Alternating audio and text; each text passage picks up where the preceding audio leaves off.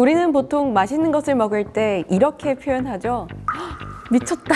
마약김밥, 마약떡볶이, 마약 옥수수 등등 그만큼 중독성이 있다는 것을 극대화해서 보여주는 자극적인 단어들인데요. 많은 요식업체들은 이 단어를 내세운 메뉴들을 선보이기도 했습니다. 그런데 이제 더는 이 단어를 사용할 수 없게 됐다고 하는데요. 일명 마약 마케팅이 우리 일상 속에서 사라지게 된 이유는 뭘까요?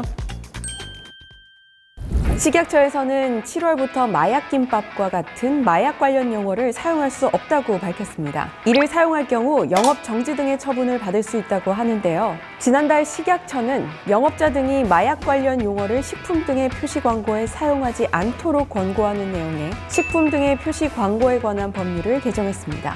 7월 법률이 시행되면 영업자는 영업소의 간판, 메뉴, 제품명 등의 마약, 대마, 헤로인, 코카인 등의 마약 용어를 사용할 수 없습니다. 최근 국내에서는 10대에서 30대 마약 사범이 증가하고 마약 관련 범죄도 꾸준히 증가하고 있는 추세인데요. 집단 마약, 롤스로이스 뺑소니 사건, 경찰 투신 사건, 강남 학원가 마약 음료 등 심각한 마약 관련 범죄들이 급증하고 있습니다. 그런데 이게 일상 속 용어로 쉽게 접할 수 있는 것만으로도 어떤 영향을 줄 수 있다는 겁니다. 그래서 식약처가 내세운 것이 마약에 대한 사회적 경각심을 높이기 위한 조치. 일상 언어로 사용하다 보면 호기심에서 친숙함으로 이어질 수 있다는 건데요. 이를 두고 일부 소상공인들은 반발하기도 했습니다. 포장 자재며 간판 등에 이미 마약이라는 단어를 사용하고 있는 경우 이 모든 것을 바꾸는 데 들이는 비용 또한 만만치 않다는 것이죠. 이에 식약처는 간판, 메뉴 등의 변경이 필요한 업주에게는 일부 지원금을 지급하기로 결정했습니다.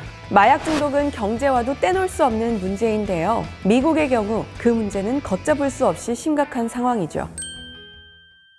미국의 사망 원인 1위는 일명 좀비 마약으로 불리는 펜타닐로. 펜타닐 중독자 치료를 위해 미국에서 연간 투자하는 비용만 2020년 기준 1조 5천억 달러라고 합니다. 조 바이든 미 대통령은 지난해 11월 백악관 회의에서 펜타닐 위기는 미국의 비극이라며 대처 계획을 발표했는데요. 시진핑 중국 국가주석과의 정상회담에서 펜타닐의 원료 물질의 수출을 제한하기로 합의했습니다. 그런데 충격적인 것은 국내 청소년 10명 중 1명은 펜타닐 패치를 사용한 경험이 있는 것으로 나타났습니다. 펜타닐 패치의 구입 경로는 94.9%가 병원에서 처방받은 것이었고요.